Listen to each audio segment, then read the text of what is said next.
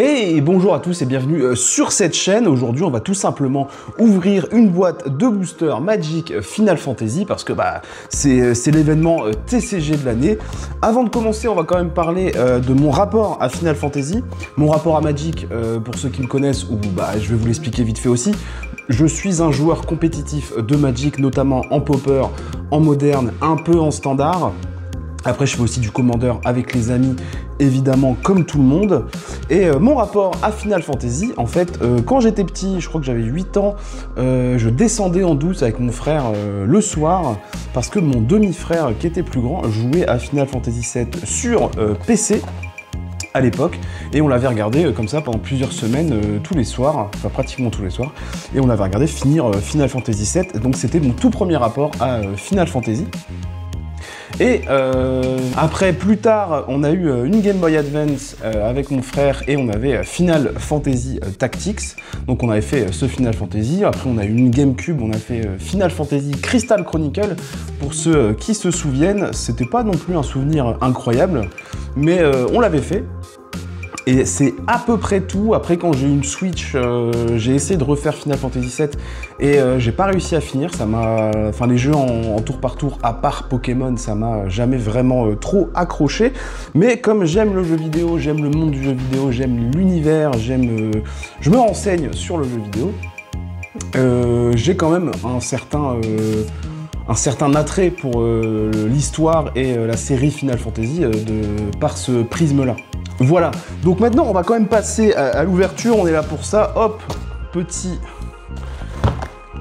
on commence tranquillou, on enlève le plastique, donc c'est bon, c'est décellé, non, moi je regarde sur mon écran, mon deuxième écran, que je ne fasse pas n'importe quoi, que vous puissiez voir, hop. Ça, c'est fait. Alors évidemment, ce qu'on veut, c'est des belles cartes. Donc on va trier, par exemple, dans les boosters aussi, les belles cartes. Pas forcément des cartes qui valent de l'argent, mais juste les cartes qui sont jolies, qu'on a envie de garder. Les cartes, les bungers qui valent de l'argent, comme Vivi ou Sephiroth, par exemple, que beaucoup de gens recherchent. Et après, voilà, on verra. On va commencer avec celui du milieu. C'est parti, on va essayer de faire vite. Évidemment, les communes Elenco, on va passer assez vite. Hein. C'est pas pour ça qu'on est là. On a quand même 30 boosters à ouvrir. Épée de guerrier, armurier, continuer le combat. Sahuguin, je connais pas. Curl. Donc voilà, si je me trompe dans les numéros de Final Fantasy, de toute façon, c'est écrit sur les cartes normalement. Mog postier. Nous avons donc un Minou, un mage blanc, vigilance lien de vie pour 5, à chaque fois vous gagnez des points de vie. Ouais, ça fait un effet, donc toutes les rares on va les mettre, toutes les communes Unco on va les mettre plus loin. Les rares on va les mettre ici. Scorpion gardien, un petit terrain et un jeton. Premier booster, pas du tout incroyable. Voilà, je pense que cette carte blanche n'est pas du tout très recherchée, à part pour ceux qui aiment gagner des points de vie. Il y en a quand même. Maintenant, hop, Ectolus, accident, magie de glace, magie temporelle, infanterie, Magitech, ça c'est une bonne commune. Hôtel, hôte d'accueil de la ville, ça aussi c'est une bonne commune. Chevaucheur, le choupouf. Zakfer, ça c'est une bonne unco. Je vais la mettre là avec les rares parce que je pense que c'est quand même pas mal. Invocation de gros chocobo en full art. Pareil, ça c'est une très bonne commune. Je vais la mettre dans les cartes jolies, même si ça vaut rien. Ah, on a une mythique, première mythique, Aetir et Prienne, qui ça nous vient de Final Fantasy XIV, il me semble. La créature équipée a une force et une endurance de base de XXX, étant votre total de points de vie. Ça coûte très cher, hein, 6 et 5 à équiper. On va pas se mentir. Et on a une foil rare, ce qui est quand même plutôt pas mal. La baleine lunaire, c'est un véhicule qui nous vient de FF4. FF4. Une belle forêt. On va quand même la mettre là. Et un petit jeton. Ok, troisième booster. Bon, j'espère que la mise au point va être correcte sur le téléphone. Arme de paladin, rat d'égout, ruée de chocobo, les chocobos évidemment, hein, qui est la mascotte de Final Fantasy. Chute de météore. D'ailleurs, vu que je connais pas bien la saga Final Fantasy, dites-moi, moi je vais pas trop chercher l'info, mais les chocobos sont apparus dans quel Final Fantasy en premier? Je me souviens d'images du 4 Ça, c'est une très bonne Unco. Je me souviens d'image du 4, je crois, ou du 6 avec des chocobos, mais je suis pas sûr. Ok, Firion. Et attends, c'est quoi la rare là? J'ai pas vu. Ah si, c'est ça, c'est Firion. Ok. Donc ça nous vient de... Je crois que c'était un vieux Final Fantasy, ça. Final Fantasy 2, voilà. Voilà, j'ai quand même quelques connaissances. Et nous avons un magnifique full art signé. Bon, voilà, pour ceux qui aiment. Mais malheureusement, moi, je m'en fiche. Mais je sais qu'il y en a qui aiment les petits tokens full art comme ça. Ça peut même se vendre pour quelques sous pour les connaisseurs. Éclat de lumière, bouleversante révélation, une très très bonne commune, je trouve. Marchand, rayon de jugement, Sayugain, encore une fois. C'est-à-dire, ça vient de quel Final Fantasy, cette créature ondin? FF14 aussi. Ok. Transcendance de Vincent Valentine, évidemment, un personnage que beaucoup de gens aiment parce que c'est un espèce de vampire. Le God Saucer, c'est un terrain. Joue à pile ou face, un terrain où on peut jouer à pile ou face, rigolo. Reno et Rood, hein, qui nous viennent de Final Fantasy VII, qui sont bien connus. Une deuxième baleine lunaire, des renforts de la Shinra en foil, des ruines et encore un héros. Pour l'instant, on n'est pas sur de la maxi value, hein. Même pas du tout. Hop, j'espère que... Là, je le sens, là. Dans celui-là, il y a quelque chose. Invocation d'Ifrit, arme de paladin, l'extension qui est très lore accurate hein, avec Final Fantasy VII, avec les invocations, les boss qui se transforment. Communion avec les castors, pareil, une très très bonne commune qui pourrait être jouée en popper hein, d'ailleurs. Syncope, ça c'est une carte, une réédition hein, qui existait déjà avant. Otros, poulpe pénible, il a une... il est marrant lui. Jidan, voleur des Tentala. Pareil, un personnage un peu connu. Ah, voilà, bah tu vois, je l'avais dit. Première dinguerie, une carte qui est assez recherchée, qui vaut bien ses 10-15 €, je crois. L'invocation de Bahamut. Carte qui sera jouée en commandeur, hein, surtout, mais qui est assez recherchée, parce que voilà, elle est incolore, évidemment. On va le mettre dans les dingueries, ça.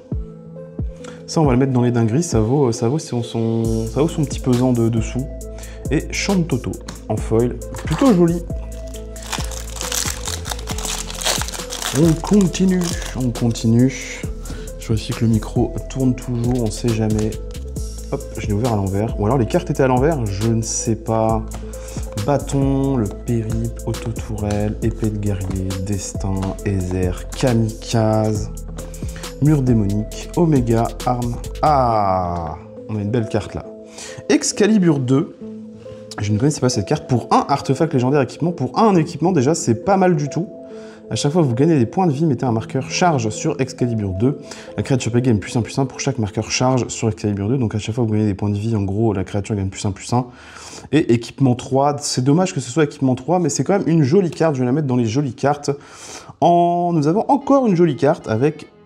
donc ça, c'est les cartes qui ont un skin Final Fantasy, mais qui sont des rééditions de cartes Magic qui existent. Il y en a des très très cool à choper. Et il y en a des un peu plus moches aussi. Celles notamment avec des screenshots du jeu. Mais celle-là, attends, ça me vient Sir Conrad the Green. Ok. Je ne connais pas la carte originale. Enfin, ça ne me dit rien en tout cas. Mais bah, c'est une réédition. Ok. Voilà, ça va un peu mieux. Ça va en s'améliorant en tout cas. Hop. Assaut des mages noirs, légumes de Gisal, invulnérabilité, marchande d'objets, mission de sauvetage d'Iris, l'auberge des aventuriers qui est une bonne commune, le géant de fer, Goliath l'implacable, l'empereur de Palmédia, évidemment plein de créatures légendaires. C'est une extension commandeur en gros, hein. Tifa Lockhart, personnage assez recherché parce que tout le monde aime Tifa, sauf les Italiens, pour ceux qui ont la ref, hein, je l'ai déjà dit. Donc pour 2 piétinements touche terre, à chaque fois qu'un terrain que vous contrôlez arrive, doubler la force de Tifa. Alors apparemment, il y a moyen de faire des kills tour 2 avec ça. Pourquoi pas. Pourquoi pas. Sephiroth, on a un jeton Sephiroth. Ça peut valoir de l'argent, ça. Je vais mettre dans les jetons quand même, mais... Et les terrains aussi que je trierai à la fin, les jolis terrains full art, évidemment. Toujours content d'en avoir pour pimper ses decks commandeurs ou ses decks autres. Piégé dans la salle, Sabot Tender, Invocation de Chocobo, une carte que j'aime beaucoup, qui est très très forte, même si c'est une commune. Je trouve que c'est une bonne carte. Haute Nuit, Lunatique Pandora, Ramène Instantané, pareil, une bonne carte commune. Sid, Génie de l'Ain. Ah oui, Sid, il y en a plein de versions différentes. Parce qu'il y en a un dans chaque Final Fantasy apparemment. Transcendance de Tifa, Aldebert, c'est celui qui tient Excalibur 2. Ah bah voilà, bah, nous avons une autre Excalibur 2, mais cette fois en version normale. Auroch spécial, hop, et un. Ça c'est le héros de Final Fantasy 8, si je ne m'abuse. Si je dis des bêtises, c'est pas grave. C'est pas grave, tout va bien. Hop. Je sais plus où on est au combien. On va essayer d'aller vite. Là, on va commencer à aller vite hein, sur les communes Co. Parce que voilà. Ok, rare, nous avons Genova, Calamité Antique. Genova. Hop, j'ai pas regardé ce qu'elle faisait, mais c'est parce que surtout derrière, j'ai vu cette carte que je cherche justement pour mon deck moderne. C'est un Fatal Push version Final Fantasy, donc Final Fantasy 5 apparemment. Et je le trouve plutôt joli. Et je le voulais pour mon deck, donc je vais le mettre dans les jolies cartes. Et en plus, je la voulais. Ça m'arrange énormément. Et après, on a un Freya. Ok. Bon, pour l'instant, la value n'est pas forcément là, même si y a quand même des cartes que je voulais ou qui m'intéressaient. Même dans les communes Unco, hein. Il y a toujours moyen de trouver son bonheur. Hop.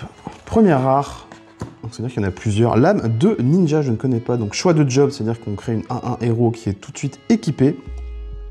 La créature est quand même puissant et est un ninja en plus des autres types. Et à chaque fois que cette créature inflige des blessures de combat à un joueur, piochez une carte. Puis défaussez-vous d'une carte. Ce joueur perd un nombre de points de vie égal à la valeur nominale de la carte défaussée. Équipement 2 pour 3, c'est très cher pour ce que ça fait. Ah, nous avons une mythique. Je ne sais pas combien elle vaut celle-là. Mais on va la mettre dans les dingueries, ça doit valoir quelque chose sûrement. Vigilance pour 3, une 2-4 à chaque fois qui Emmet Selch arrive ou qu'il attaque, piochez une carte, puis défaussez-vous d'une carte. Au début de votre entretien, s'il y a au moins 14 cartes dans votre cimetière, vous pouvez transformer et on le transforme en Hades, le plus ancien des mages. Vigilance 6-6. Dans votre tour, vous pouvez jouer des cartes depuis votre cimetière. Si une carte en votre dans votre cimetière ou que vienne, exilez-le à la place. Ça peut être pas mal. Ça peut être pas mal, ça doit valoir un petit peu d'argent. On verra ça. Enfin, je verrai ça après, évidemment. On vérifiera. Hop. Très facile à ouvrir ce booster. C'est un bonheur. C'est un bonheur. Novite de sage, ancien, tu n'es pas seul. Bon, j'ai dit qu'on passait vite. Ah, je vois déjà qu'il y a une carte full art derrière.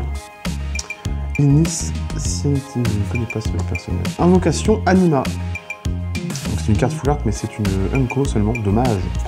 Dommage. On va la mettre quand même là. Donc nous avons après Zeno, vieille Galvus, donc Final Fantasy 14 encore. Pour 5, une 4-4, quand il arrive, choisissez une créature qu'un adversaire contrôle jusqu'à la fin du tour, les créatures autres que Xenos. Et la créature choisie gagne moins 2, moins 2. Donc en gros, on donne moins 2, moins 2 à tout le monde, sauf à lui et une autre créature. Donc potentiellement, évidemment, on choisit une autre à nous. Hein. Quand la créature choisie quitte le champ de bataille, transformez Xenos. Ah, donc par contre, si l'autre meurt, ok. Je sais pas si ça peut valoir de l'argent. Oh, celle-là, elle est très très jolie, regardez ça. Ça, c'est le genre de carte qu'on aime bien trouver, ça. Farsic, évidemment, qui est une carte commune hein, pour deux. On va chercher soit dans notre deck, soit une carte de plaine, d'île, ou de marais, ou de montagne. Et on la met en jeu engagé. Une carte très très jouée en commandeur. D'ailleurs, je dois sûrement avoir un commandeur avec cette carte. Une invocation de Chocobo Foil, et bah ça, j'en suis très content. Toujours les petits jetons Chocobo hein, qui sont très jolis. Ça se passe plutôt bien. Après, est-ce qu'on va rembourser la boîte que je vais payer 150 € quand même? J'en suis pas sûr, je n'en suis pas sûr. Rayon de jugement, encore des invocations de Chocobo, toujours plus de Chocobo. Lame de corail, invocation, retour. Invocation de Odin primordial. Ça, je m'en souviens parce que je me la suis tapée en avant-première et ça faisait très très peur parce que tour 1, détruisez une créature tuée qu'un adversaire contrôle pour 6, une 5-3, ça va. Mais le tour 2, ça va plus du tout. Cette créature à qui, à chaque fois que cette créature inflige des blessures de combat à un joueur, ce joueur perd la partie et là, ça fait peur. C'est horrible. Oh, très très joli, nous avons un cryptic commande, donc Une carte qui aujourd'hui ne vaut plus non plus des 1000 et des 100, mais qui, il y a quelques années, était un banger en moderne. Et le skin est très très joli. Je la mets dans les jolies cartes. Ether, Ruin et petit token full art. Je sais pas trop comment ça s'appelle, c'est l'illustration, je sais pas quoi. Le nom de ces trucs-là. Mais bon, les vrais joueurs de Magic comme moi, comme le gars qui... On s'en fout un peu des cartes comme ça. Ok. Invocation Anima, on l'a vu tout à l'heure. Behemoth. Midgar. Midgar est une carte qui est assez recherchée, je pense, aussi, parce que c'est Midgar et c'est Final Fantasy VII. Mais elle a un effet plutôt cool, un terrain, donc nouveau cycle de land qui font une aventure. Donc vous pouvez soit jouer pour son rituel et après, plus tard, le mettre en terrain. C'est toujours bien une carte qui fait deux choses. Et là, pour 3, donc vous pouvez sacrifier un artefact, une créature, si vous faites ainsi, piocher 2 cartes. En noir, c'est plutôt une bonne carte. Je vais la mettre dans les dingueries, ça doit valoir 2-3 euros, 3-4 euros peut-être même. Hop. Oui, il commence à plus avoir de place pour les communes et Zenko. Regardez ce tas de cartes qui ne sera peut-être jamais joué. Parce que voilà, dans tous les TCG, tout ce qui est commune Unco, malheureusement, des fois ça reste dans des boîtes à chaussures et on les utilise pas. Ok, éclat de lumière. Attends, je vais faire plus de place par là. Hop, hop, très bien. Ça, je l'ai mis de côté parce que je dois la donner à une amie qui en cherche. Bouleversante révélation, très bonne carte. Une onde magique. Nous avons un Chocobo. Choco en quête de paradis. Créature oiseau légendaire. À chaque fois qu'un oiseau que vous contrôlez attaque, regardez autant de cartes du dessus de votre bibliothèque. Vous pouvez mettre une dans votre main, puis mettez n'importe quel nombre de cartes de terrain parmi elles sur le champ de bataille engagé et le reste dans votre cimetière touche-terre. Tous les chocobos ont en effet touche-terre. Il y a toujours un lien avec le touche-terre. À chaque fois qu'un terrain que vous contrôlez arrive, chocobo gagne plus 1 plus 0. Ça, c'est l'effet des chocobos classiques. Je suis pas sûr que ça vale quelque chose. Il y aura sûrement des petits margoulins qui vont faire des decks oiseaux chocobo, je pense. Il y a moyen de faire des trucs rigolos. En commandeur, bien sûr. Je ne suis pas sûr qu'en standard, un deck chocobo puisse voir le jour et être viable. J'en ai même un énorme doute. Renfort de la Shinra. Alors ça, ouais, ça a fait un peu parler parce que pour 6, une 6-6 piétinement, quand elle arrive, vous gagnez 3 points de vie, recyclage de forêt, en commune, toujours plus, quoi. Le power creep, comme on dit. Hop, le train fantôme, j'avais jamais vu cette carte. Rydia, Ambroisie, le Pampa, le fameux Pampa. Vincent Valentine, personnage qui sera sûrement recherché en full art pour les collectionneurs et les fans de FF7. Alors évidemment c'est dommage, c'est pas une boîte de booster, c'est une boîte de booster français et en plus pas collector, donc je ne peux pas avoir de chocobo doré ou noir ou je sais pas quoi. Mais bon, en même temps payer 600 balles pour une boîte collector, faut pas déconner non plus. Même si on aime Magic. Mais après moi je suis pas, comme je dis, un gros fan de la série Final Fantasy, donc pas non plus. Petit cristal de feu, il y en a un dans chaque couleur, il y en a qui sont mieux que d'autres. Je ne sais pas encore combien valent les cristaux, est-ce qu'il y en a qui sont mieux que les autres? Enfin, lesquels sont mieux que les autres? Alors, petite carte full art, assez jolie. Ça va, pour l'instant, on est tombé sur des jolis, on n'est pas tombé sur les cringe. Créature humain wizard pour 3, Labotari maniaque, if you would draw. Si vous deviez piocher une carte dans votre librairie et qu'elle n'a plus de cartes, vous gagnez la partie. Carte pour les decks automeul, du coup, un truc très très spécifique. Une carte qui, du coup, existait déjà avant. Il va sûrement y avoir un combo débile avec ça, c'est sûr et certain. Les joueurs de meule, on vous connaît. Vous êtes tous des petits filous. Le mec trop gentil, vous êtes des petits filous, attention. Eren, siège du Sanctum. Ah, je savais pas qu'il y avait des villes en full art. Plutôt cool. Je vais la mettre dans les jolies cartes. Sphère céleste d'astromancien. Je ne connaissais pas cette carte. Choix de job, équipement pour 2.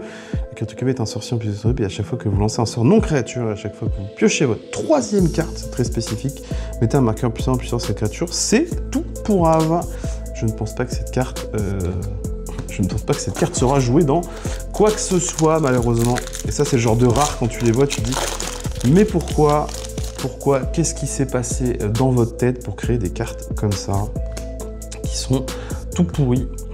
Et bon, il en faut pour tous les goûts, j'imagine. Et on peut pas mettre que des bungers.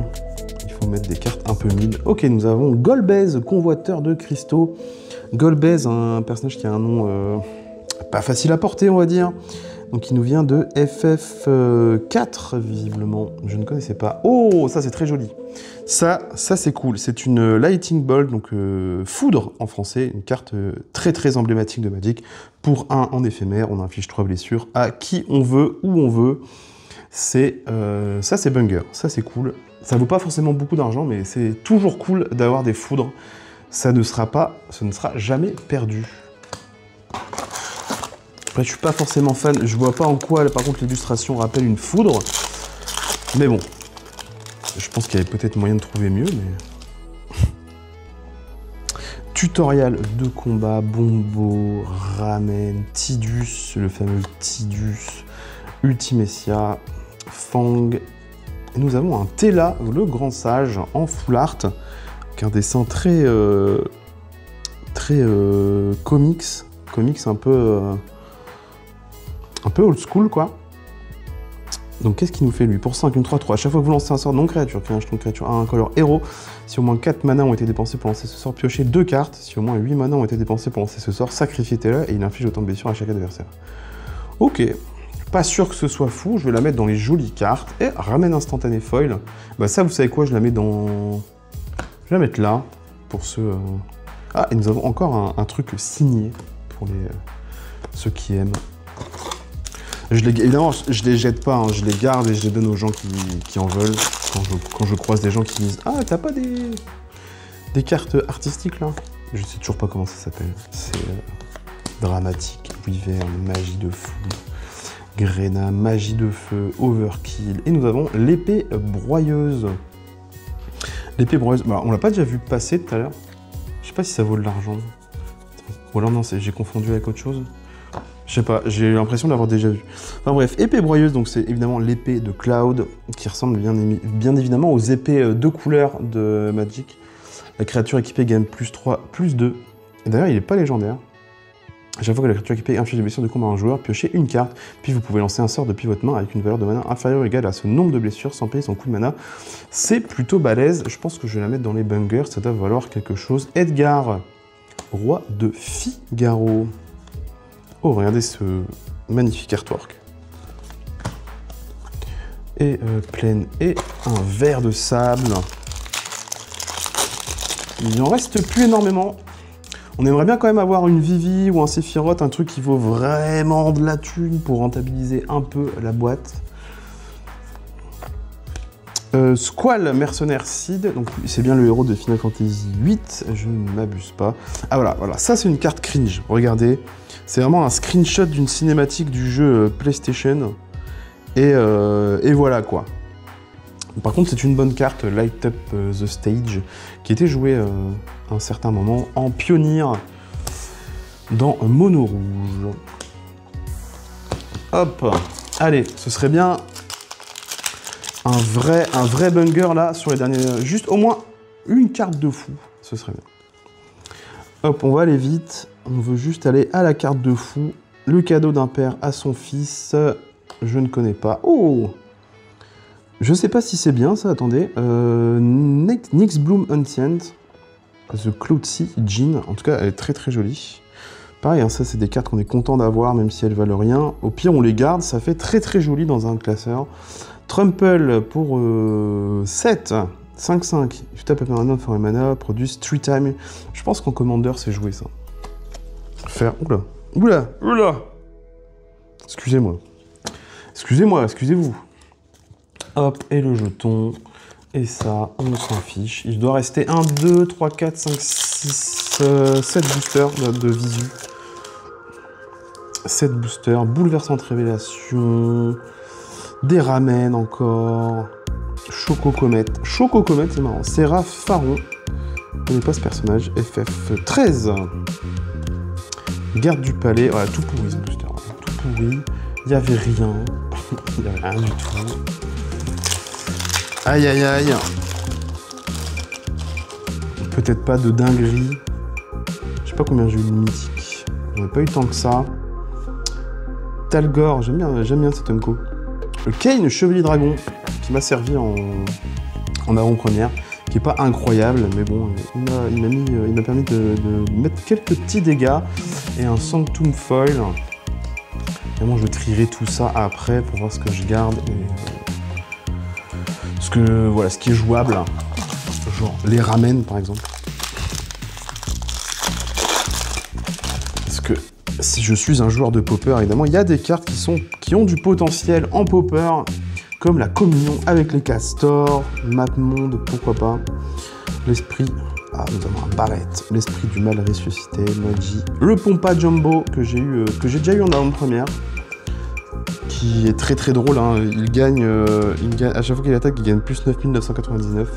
C'est un peu overkill quoi. Par contre, tu lui donnes le lien de vie.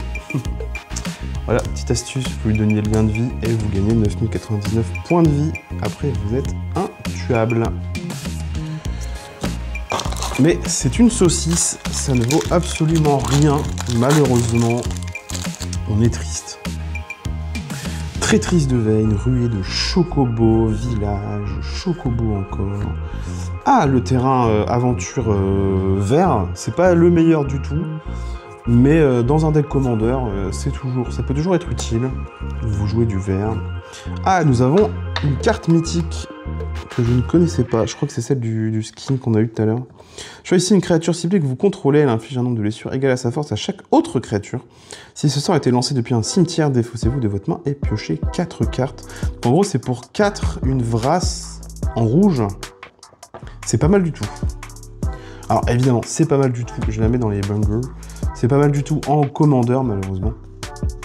Donc, est-ce que ça va coter? Je ne sais pas, mais au pire, elle est jouable dans un de mes decks. Donc pourquoi pas. Regarde, la force à chaque autre. En plus, c'est à chaque autre créature, donc ta créature survit. Donc dans les decks commandeurs où vous voulez, par exemple, kill avec le commandant ou un truc comme ça peut être très très utile. Tac, tac, tac. L'auberge, qui est une bonne carte commune aussi. Ah, on a une belle carte derrière déjà. Dillon, émissaire de Bahamut. Alors lui, je l'ai vu en action à l'avant-première. Et il faisait un peu des miracles, hein, parce qu'il se transforme. Il se transforme et il se retransforme, en fait. Le truc est un... Tant qu'il reste en jeu, si vous le tuez pas, il devient très très vite relou. Ah, après nous avons une jolie carte. Orphan Cocoon Falsi. Je le dis très très mal. Muldrota the Crave Tide. Je me souviens plus de cette carte. Légendaire créature, élémentale et avatar, pour 6, une 6-6. Durant chacun de vos tours, vous pouvez jouer un land. A land cast of permanent spell of each permanent type from your graveyard. Ouais, c'est très spécifique, hein. Ça c'est les gens qui aiment bien buter avec leur cimetière et les terrains. Mais c'est une jolie carte. Si vous n'avez pas compris la traduction, c'est pas grave. En gros, ça joue avec le cimetière et les terrains. Pas sûr que ça vale de l'argent, c'est quand même très cher. Hop, hop, hop, hop, hop. On y va. Ah, une mythique. Une mythique pourrie. Oh là là. Oh, les pires mythiques, quoi. Adamant Kelon, qui nous vient de FF15. Vigilance parade 3 pour 8, une 8-20. 8-20, vous vous rendez compte, c'est complètement ridicule. Les blessures ne sont pas retirées de cette créature pendant les étapes de nettoyage. Ah oui, donc en fait c'est 20 points de vie, c'est vraiment 20 points de vie quoi. Toutes les blessures qui devraient être infligées à vous et à d'autres permanents que vous contrôlez sont infligées à cette créature à la place. Ah, en gros ça te fait une grosse protection quoi. Mais c'est quand même pourri. Je la mets quand même dans les bungers parce que c'est une mythique, mais vraiment par... Et nous avons Godo Bandit Warlord avec un skin de Gilgamesh. Ça, c'est une jolie carte, mais c'est une saucisse aussi. Ça ne vaut pas grand-chose. Je la garderai dans mon classeur de collection pour le plaisir. Il reste 2 boosters, c'est l'avant-dernier. Mais là, c'est l'avant-dernier, mesdames et messieurs. Pour l'instant, on n'est pas ouf sur la value. Par contre, le plaisir est là, évidemment. Le plaisir est là. Il y a des très jolies cartes. Et après, je vais m'amuser à trier tout ça. La Regalia, que j'ai déjà eu en avant-première, qui est plutôt un bon véhicule. Et je pense que même il pourrait être joué en standard, sous certaines conditions. Pourquoi pas? Ah, bah voilà, un peu de value. Kefka en full art. Donc Kefka, qui est un personnage que beaucoup de fans de FF aiment, pour son côté Joker un peu. Et c'était dans FF6, qui est un jeu qui est beaucoup aimé. Et il vaut quelques sous, lui. Il doit valoir une vingtaine d'euros, je pense. Donc c'est un banger. Choco en quête de paradis, on l'a déjà eu. Montagne brillante et un magnifique Cloud qui s'apprête à faire son Omnislash, il me semble. Voilà, j'ai quand même des connaissances, hein, un minimum, surtout sur FF7. Parce que FF7, c'est la base, c'est la base. Hop. Et dernier booster, magie de glace, marchand, destin, morbol, légumes, géant, infanterie, de sacrifice, demande inattendue, champ de Toto, invocation de Léviathan. Je ne connaissais pas cette carte. Pour 6, renvoyer chaque créature qui n'est pas un kraken, un Léviathan ou un dent, ou une pieuvre, ou un grand serpent dans la main de son propriétaire. C'est très spécifique jusqu'à la fin du tour. Chaque fois qu'un kraken ou un Léviathan, un rondin, une pieuvre ou un grand serpent attaque, piochez une carte. Para 2. Ok, ouais, bon, voilà quoi. Pas ouf, pas ouf. Et nous avons un petit Van voleur de rue qui nous vient de FF12. Invocation d'Ifrit Foil et un... Oh, par contre, ça c'est joli. Un Land Full Art. Ça, c'est assez rare. Limite, c'est sûrement la meilleure carte du booster. Franchement, je vais le mettre dans les jolies cartes. Et hop, et on se quittera sur cette carte qui est un personnage... On dirait Sephiroth en version fille, non? Je sais pas. Est-ce que c'est fait exprès? J'ai pas la ref en tout cas. J'ai pas la ref malheureusement. Hop, pas assez joué au Final Fantasy. Et donc voilà pour cette ouverture, on va récapituler vite fait ce que j'ai eu. Donc on a Kefka qui vaut un peu d'argent, ça j'imagine que ça vaut que dalle, ça doit être jouable en commandeur et c'est plutôt une bonne carte. Épée broyeuse qui sera sûrement jouée dans des decks commandeur, équipement, et puis bon, c'est l'épée de Cloud, ça doit valoir un petit peu d'argent. Midgar qui est une très bonne carte, qui ne doit pas valoir énormément mais qui est une très bonne carte. Ça, je ne sais pas, une grosse interrogation. Et ça doit valoir à peu près 10-15 euros.